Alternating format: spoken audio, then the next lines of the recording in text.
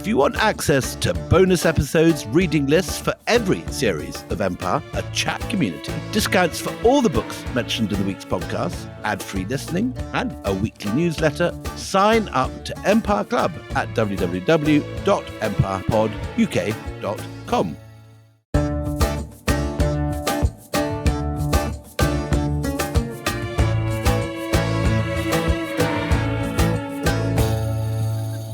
Hello and welcome to Empire with me, Anita Arnand. And me, William Dalrymple. And I'm very excited today because we're going to be dealing with a major and very important Cold War landmark that is in many ways forgotten. I don't know whether you agree with me, but I think there's such a spectacularly big presence of Vietnam in cinema, whether it's, Apocalypse Now or Full Metal Jacket.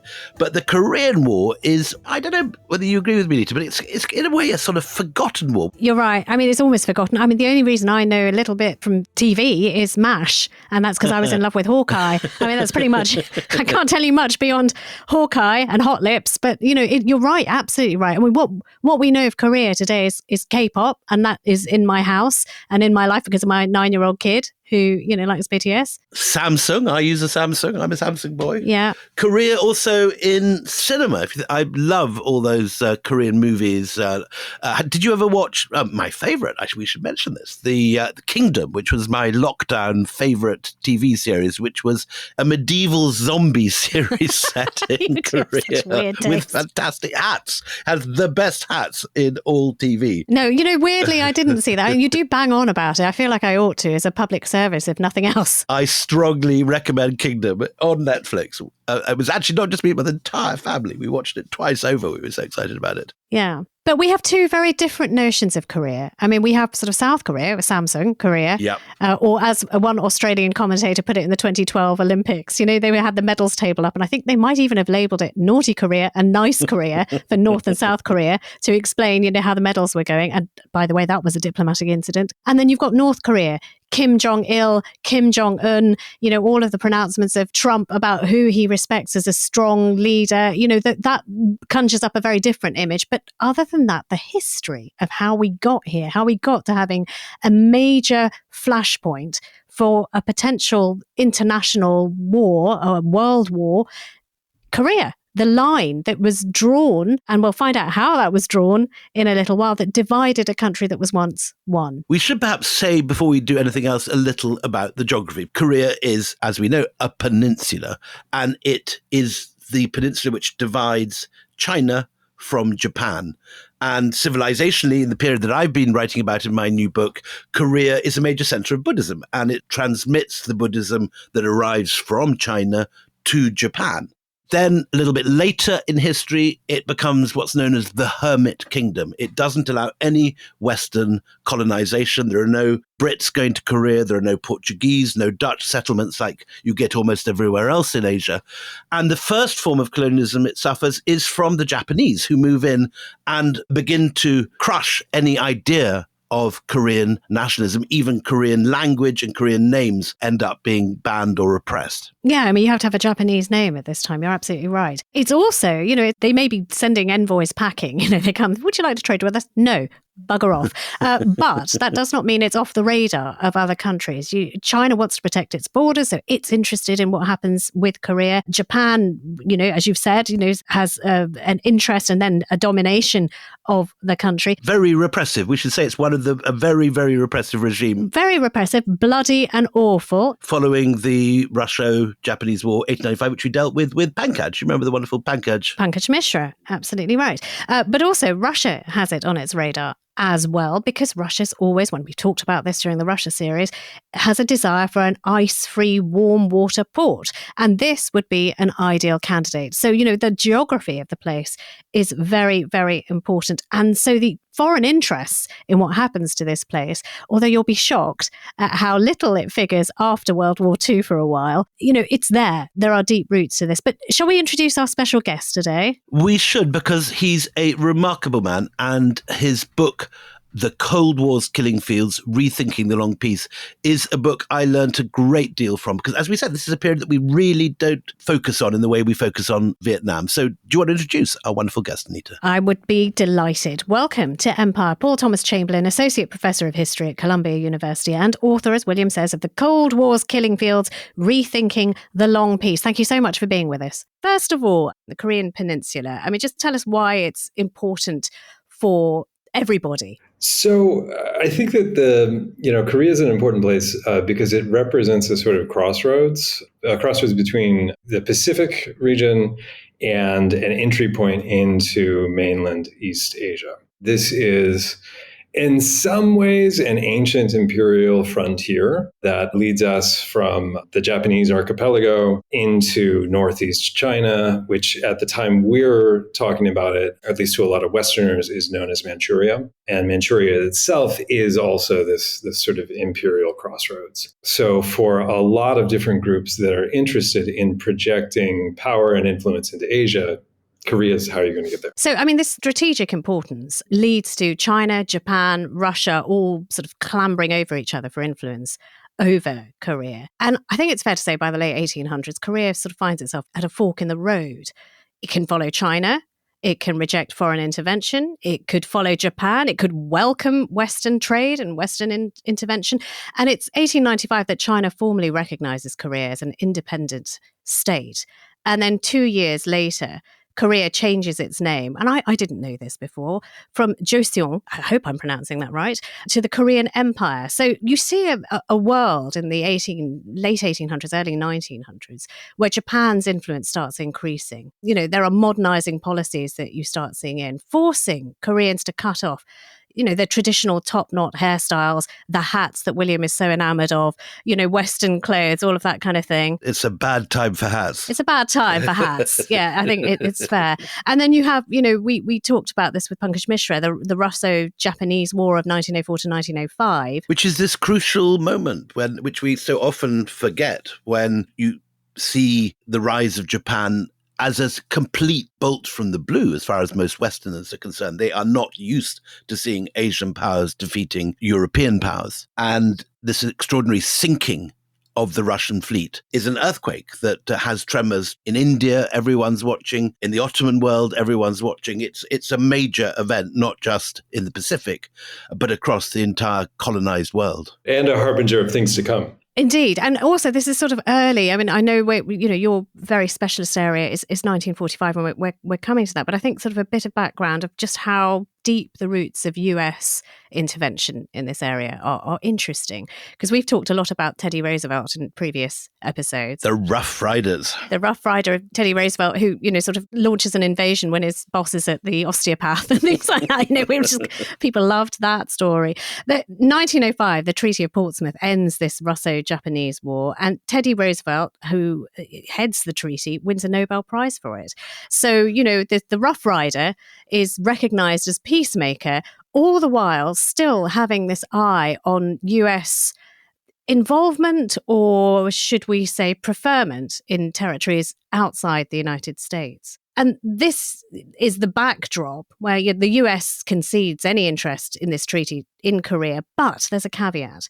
Japan has to recognize US influence in the Philippines. So, go back to our Philippines episode and you'll see this quid pro quo, which is, on a treaty, on a piece of paper, it's just some words, but it actually involves nation states, which, presumably have ideas of their own, but it's a game of chess where the pieces are being moved by America, among others, the United States, and Japan in this instance. And it's sort of 1910 when Korea finds itself formally annexed as a colony under the guise of civilizing Korea. And that is a narrative that we're going to hear time and again in this podcast.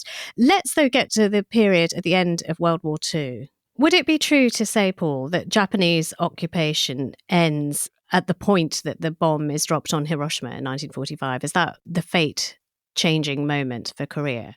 Yes, it is. And I think this is something that is often forgotten in the West, that the end of the Second World War in East Asia takes place at the same time that the Japanese empire is just completely destroyed, right? And this is an incredibly dramatic moment in world history. The destruction of the Japanese empire is the result, on the one hand, of the atomic attacks on Hiroshima and Nagasaki, right? The only instances of the use of atomic weapons in warfare. It's a result of the creation of this massive new navy that the United States builds up during the Second World War, that at least in the Pacific is kind of anchored by these carrier task forces. These aircraft carriers are, really a transformative weapon in the Second World War, and they're going to establish U.S. naval supremacy over the world ocean for the rest of the 20th century and arguably into the 21st century. It's also the result of the American ability to launch just a staggering array of amphibious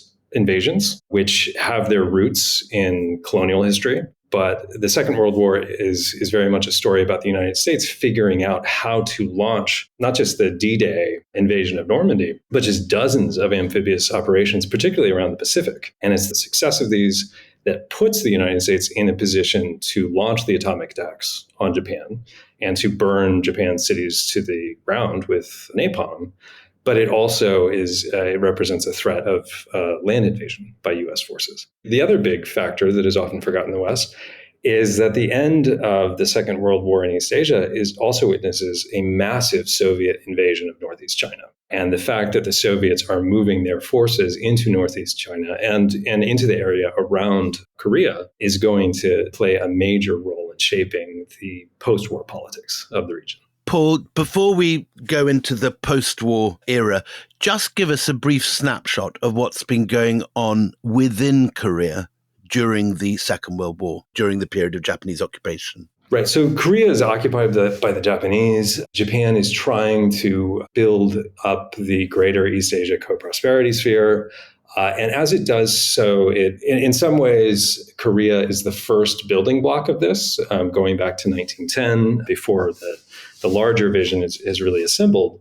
But by the time you get to the 1930s, Japan has moved into Manchuria or Northeast China, which Japanese leaders see as their sort of industrial frontier. This is an area where they're going to be able to secure the industrial materials that the nation needs to sustain its quest for great power status. It's an area where they're going to be conducting colonization. There's this widespread sense in Japan through the 1930s and into the 1940s that they don't have enough land, and that land is going to be key to transforming Japan into a great power. Are they using the same sort of language that the Germans are using in Europe, Lebensraum and this sort of thing? Yeah, it's very much blood and soil, but they're also combining it with an anti-colonial message.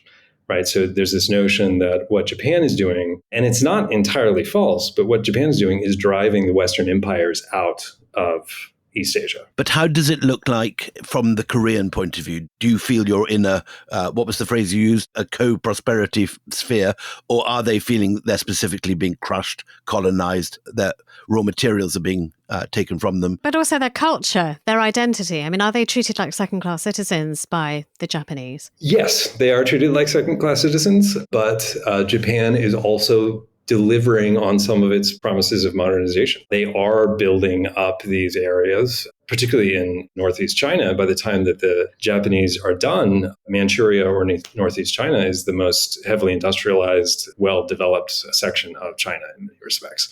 But as they're doing this, they're trampling on what trappings of sovereignty exist in these places. They're oftentimes stamping out many of the local cultures that they're encountering.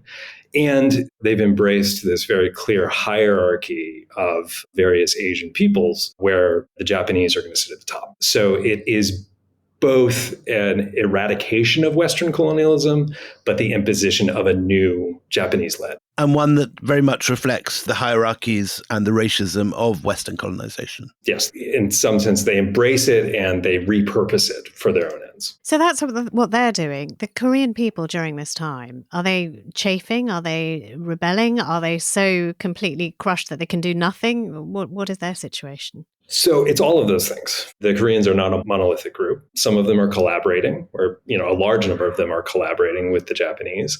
A large number of them are trying to fan the flames of Korean nationalism. They're traveling around the world trying to build support among foreign nations like the United States for an independent Korea. But within Korea, there's no hope of resistance or even any sort of expressions of nationalism. There are expressions of nationalism and there are resistance efforts. A not small number of Koreans also go into China and begin fighting with Chinese forces that are resisting the Japanese. And some of the key figures in the Korean War are actually going to be veterans of what will be the Chinese Civil War.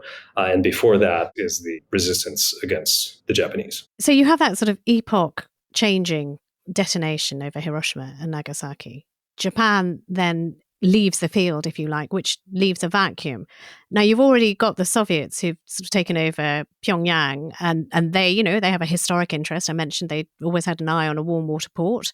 You've got the United States coming in. What happens to Korea? Do they anticipate that they are now going to be independent now that Japan has been vanquished, or do they know something else is coming? So I think there is a general sense that independence and sovereignty will follow. But this is a tremendously uncertain moment in world history, right? 1945 is, I think, justifiably recognized as a turning point. And it's not clear exactly what is going to follow anywhere around the world in any of these territories that have been conquered and occupied.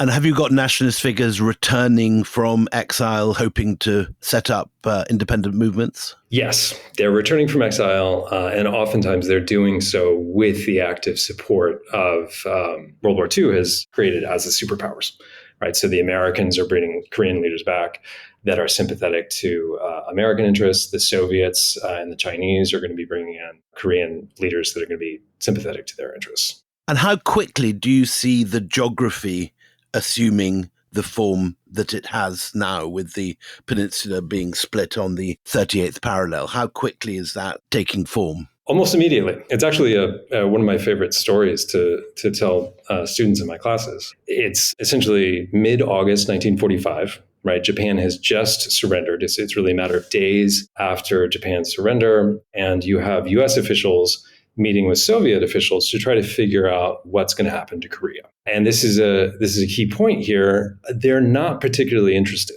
in Korea at this point. The focus is largely on Japan in East Asia and the fate of Central Europe, right? The division of Germany. At this point in the history of what will become the Cold War, Korea is kind of a strategic backwater. And so you don't have high-level officials figuring this out. But it's late in the evening. There are two U.S. officials. One is Dean Rusk, who will go on to become Secretary of State in the 1960s, and a man named Colonel Charles Bonesteel. And they're meeting with their Soviet counterparts. And as I said, it's getting late. They have to figure out what they're going to do with Korea.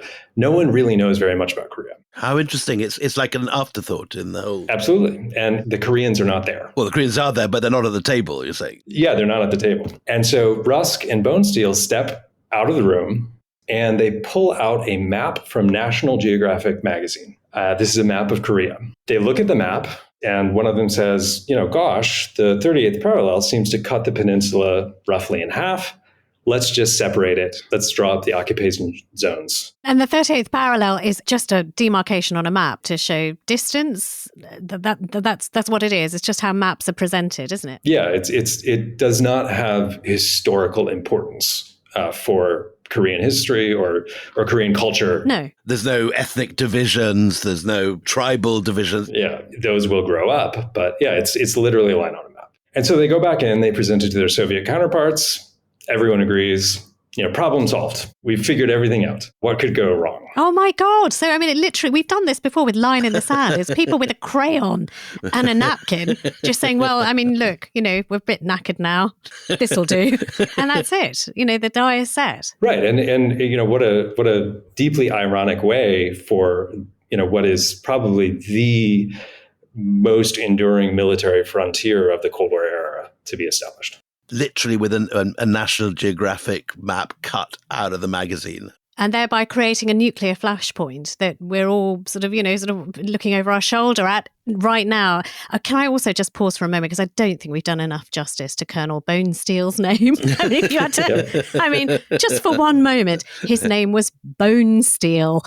A fictional character, if you came up with that, the editor will say, go and do something more believable. That is ridiculous. This is not a TV series on Netflix. Okay, so when does news sort of filter down to the people of Korea that, there is this 38th parallel that is now a land border? I mean, what happens, and how does that filter down and show itself to them? Well, the idea is that it's not supposed to be a border. It's just supposed to be a separation of the zone that the Soviets will occupy and the zone that the Americans will occupy in preparation for what will eventually be a unified Korea. Once the occupation is finished, once you finish clearing out all of the Japanese imperial forces and, set everything up so that the Koreans can run their own affairs. Like Berlin. Exactly. Yeah, so a checkpoint Charlie, or whatever the equivalent is, will be the meeting point, and both spheres will keep themselves to themselves in the meantime. Right. And it ought to work this way because, of course, the Americans and the Soviets are allies, right? They're victorious allies. They've won the greatest, deadliest war in human history. And why shouldn't they be able to cooperate? Sure. I mean, it makes perfect sense. It's easy.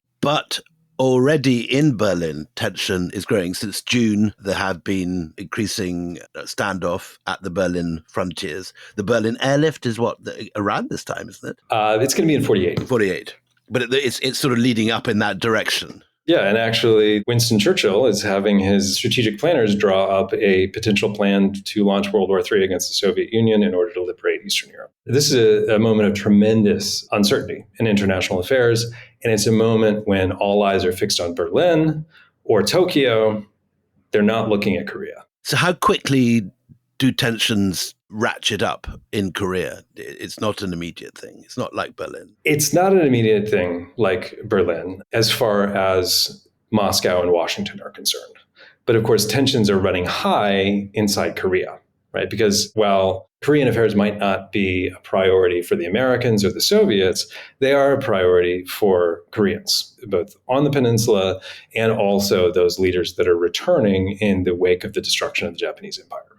Right. So what you see after 1945 is simmering violence on the peninsula. But it's violence that is very much driven by Koreans themselves. Directed at both the Americans and the Soviets? Well, directed at Koreans, right? Because the Koreans are trying to figure out who is going to control an independent Korea. Okay, so factions that have come back with different belief systems, wherever they've fled in the world, whoever's been looking after them are coming back. They've come back or they've always been there. These are some of the same forces that had resisted the Japanese, and they're still there. The Japanese are gone, but the enemy is no longer these foreign occupiers. The enemy is rival groups in Korea itself. Paul, in Europe at the same time, it's a period of terrific hunger, hardship. There are very few food supplies. There are hundreds of thousands of refugees wandering around trying to find their way back to where they were before the Second World War, or where they can find shelter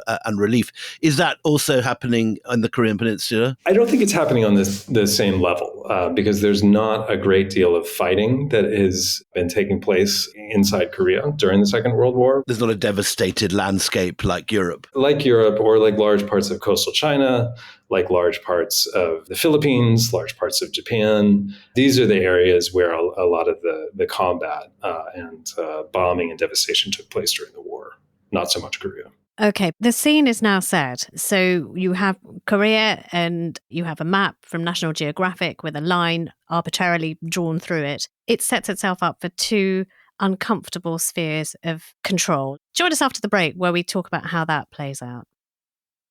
Hello everybody, Tom Holland here, the co-host of The Rest is History, with some very, very exciting news. Now, to celebrate this year's Olympic Games, which of course are being held in Paris, we thought that we would dive into the story of another period when incredible spectacles were being staged in the French capital to much bloodier effect than anything we will see in the Olympics. And this is the story of the French Revolution. Over the span of 8 episodes running throughout the duration of the Olympics, we'll be looking at the incredible life of Marie Antoinette, the storming of the Bastille, King Louis XVI's attempted escape from Paris with the rest of the royal family, and many more seismic events. So to hear our series on the French Revolution, simply search for The Rest is History wherever you get your podcasts.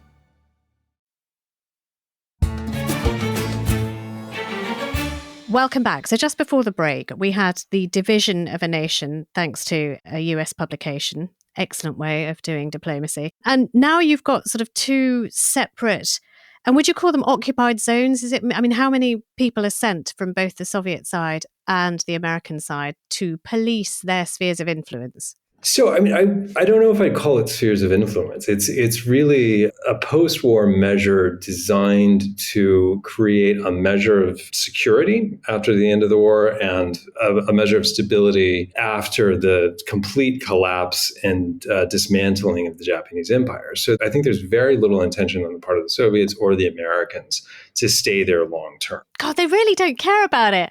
You said it before, but it didn't quite, because it's such a big thing in the imagination now, North and South Korea. But it was just an afterthought for them. I know you've said it before, but it's taking a while to sink in. The great irony is that this is going to become the pivotal theater of the Cold War, circa 1950. And it's 5 years later.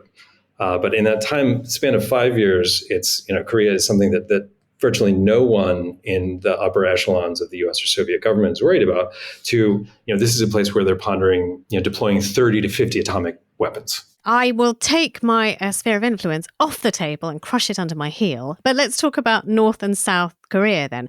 Are the Soviets well equipped to administer, if you want to use that word instead, North Korea? And are the Americans well poised to put enough manpower to manage their South Korean bit? I think they are, and both sides are looking to the Koreans to do this for themselves, but they're looking to different groups of Koreans, right? And this is a pattern that we see going back to the Second World War, right? We see this with Poland, where the Soviets have their Polish government in exile that they're working with. The Americans and the British have their Polish government in exile that they're working with. The same thing is happening in Korea, right? The Americans have figures that are sympathetic to the United States. They're sympathetic to Western interests. And those are the people that they want to set up in power to run post-war Korea. The Soviets are doing the exact same thing. So, tell me about some of the major players. Who do the Americans fancy then? So the major player that the Americans are working with is a man named Syngman Rhee. And Rhee is really going to be kind of the father of South Korean nationalism post-1945. He's an old man. He's in his 70s by the time that we get to the post-war period or the post-World War II period. And he'd been advocating for Korean independence since the 1890s. So he's been doing this for a long time. And I think he sort of also claims some royal lineage as well. He sort of claims to be part of the heritage of the early Korean royal family. He's part of the elite. So, the time when William is so fond of, with the hats. He's definitely from the hat-wearing classes. He's a conservative old guy from the elite. Yeah. Yeah. Okay. Is he vivacious? Is he a good leader of men, or is he more bureaucrat at heart? What kind of person is he? I think he's more of a bureaucrat. He's more of a government official. He's spent a great deal of time in the United States, which is one of the reasons why U.S. leaders know him. He's educated at George Washington University. He attends Harvard. He attends Princeton.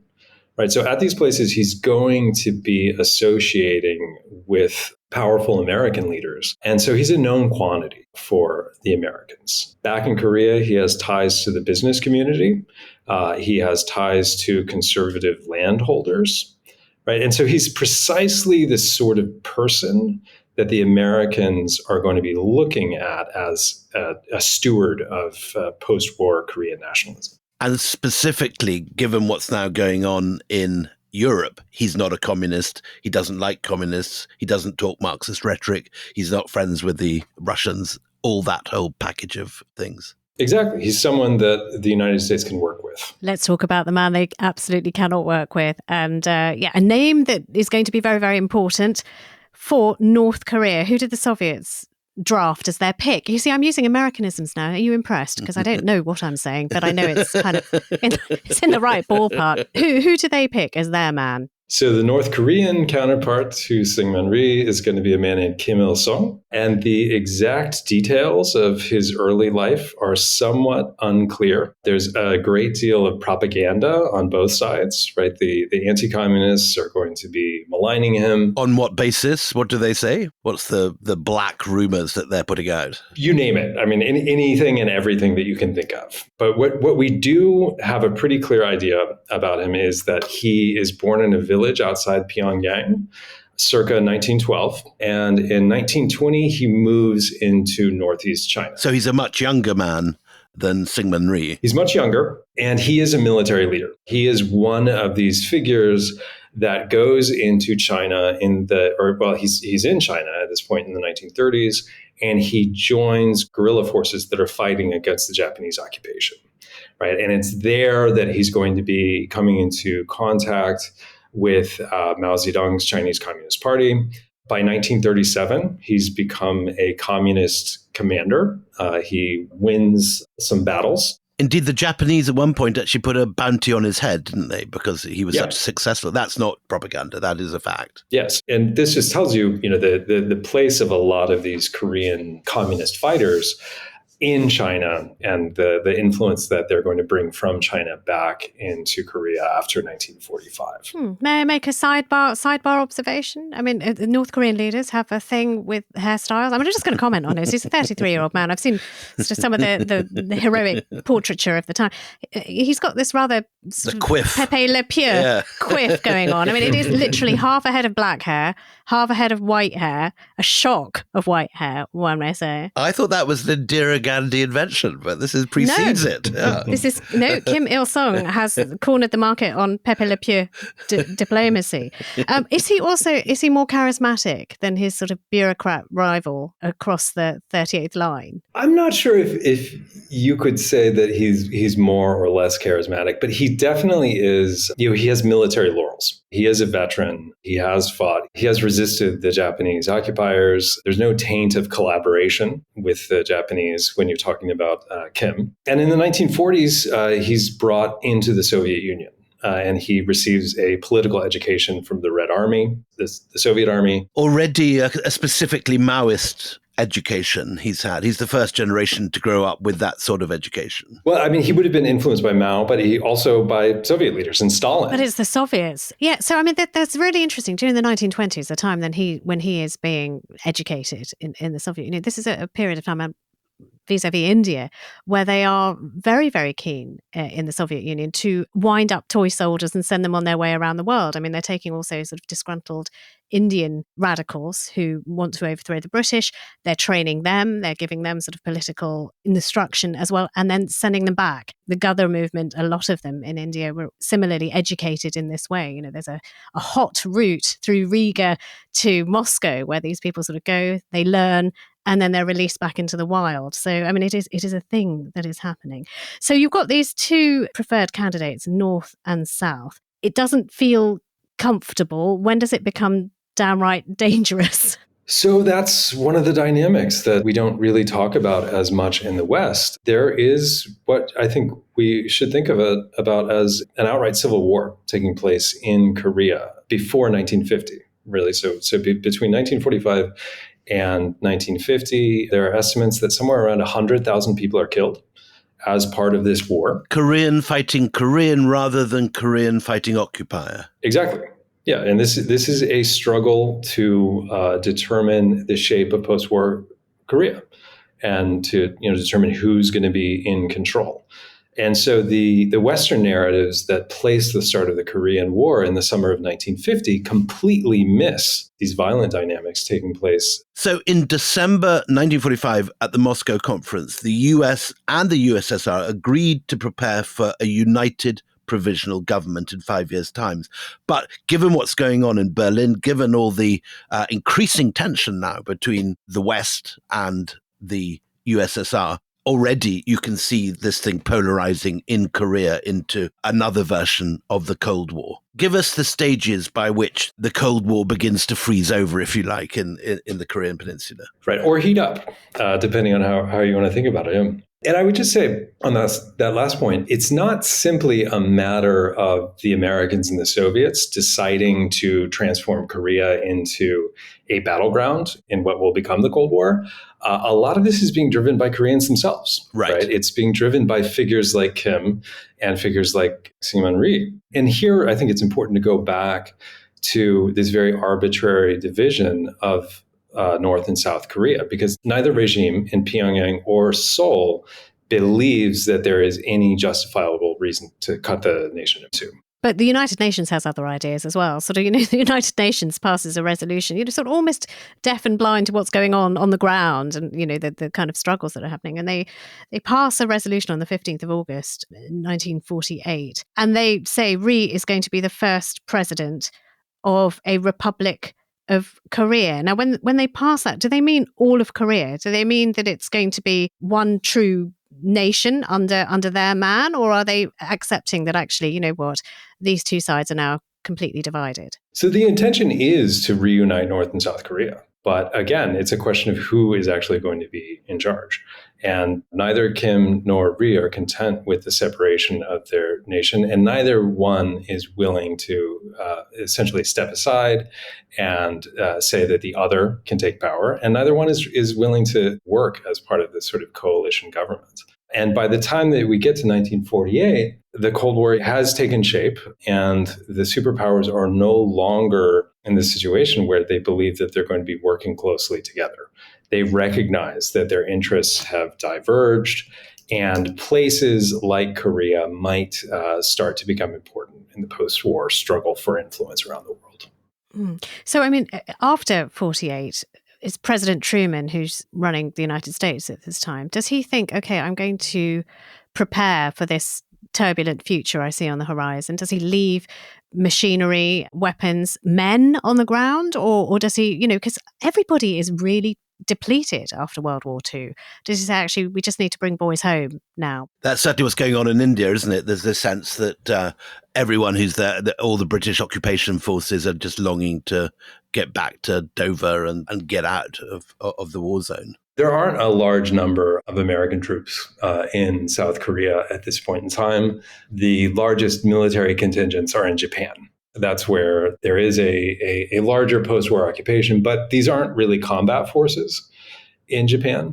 Rather, the focus is really on building up these local South Korean military forces. And these South Korean forces are active under the Seoul regime. A couple really important events that take place in 1948. In April, there is an uprising led by people's committees, which are kind of left-wing, communist, sympathetic to the communist, kind of local political organizations. They rise up against the Seoul regime's influence on this island called Jeju, which is a large island off the southern coast of South Korea. And this initiates a brutal crackdown on the part of Ri's regime. South Korean forces move in. They burn something like 70% of the villages on the island. A third of the population is relocated to government-controlled settlements. And some estimates are that 20% of the population is actually killed. Wow. In the course of this brutal crackdown. I've never even heard of this. This is extraordinary. This is in April 1948. This is the Korean Civil War that is raging.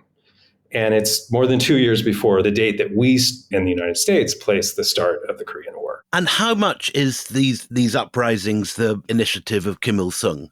Because Khrushchev later says that the war wasn't pushed by the Soviet Union. It was very much Kim Il-sung himself on the ground pushing this and trying to encourage uprisings of people's committees and so on. So I think that is absolutely true. I don't think Stalin is driving this. I don't think Mao is driving this.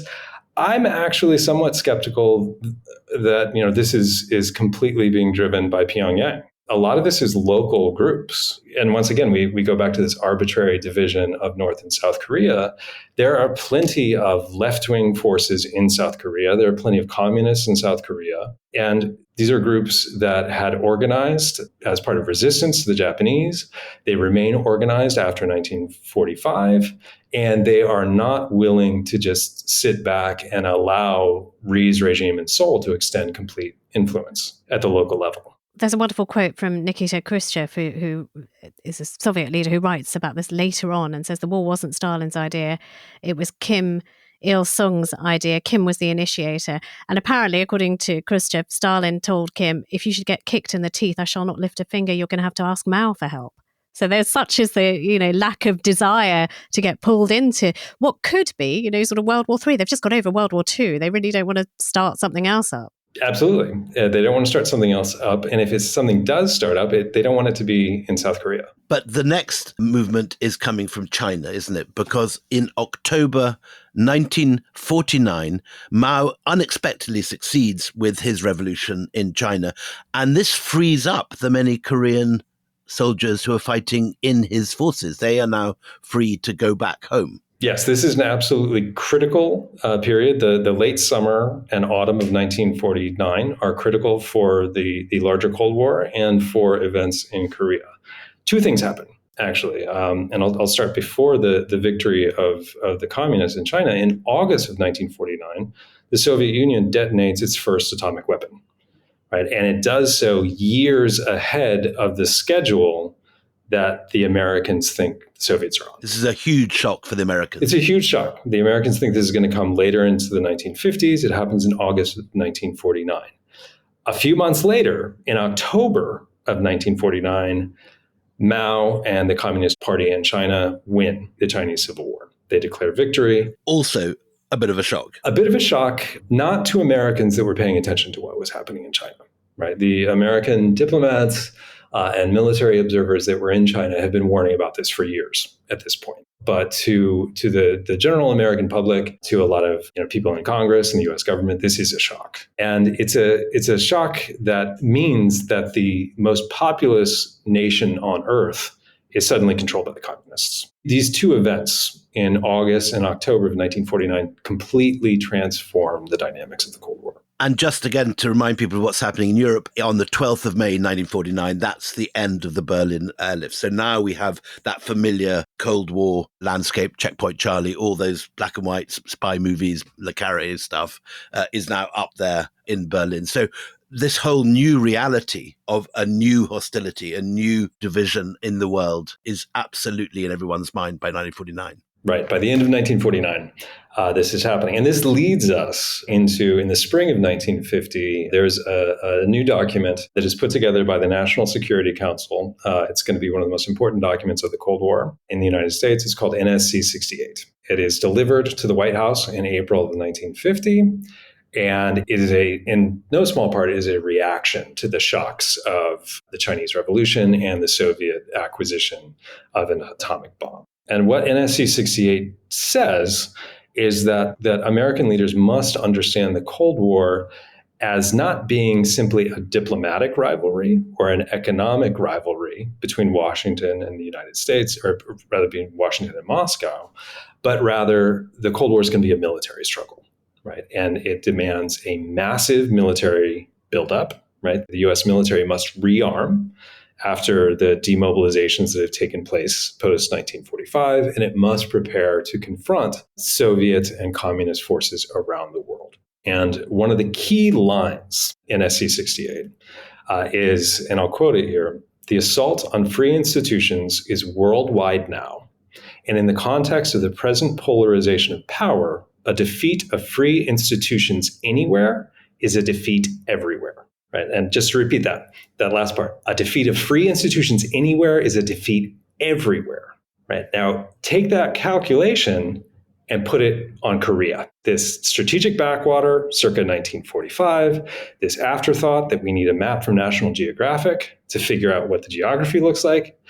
Suddenly, this, under the logic of NSC 68, Korea emerges as potentially the pivotal theater of the Cold War. And also, I mean, on the other side, that's the US thinking. On the other side, you've got Stalin telling Mao, you know what?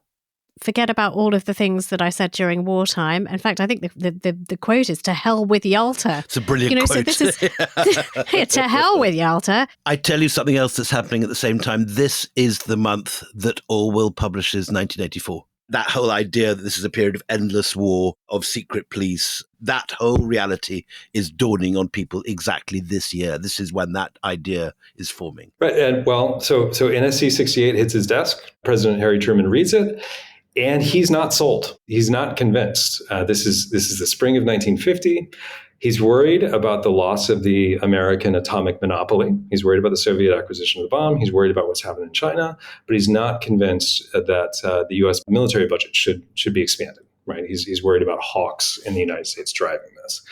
So he's going to need another event to convince him of the wisdom of operationalizing NSC 68. And that event is just around the corner in June of 1950.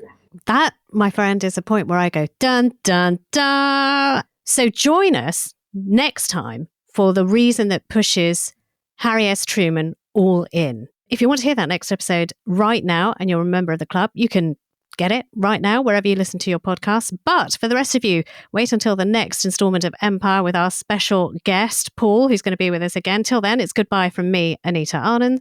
And goodbye from me, William Dalrymple.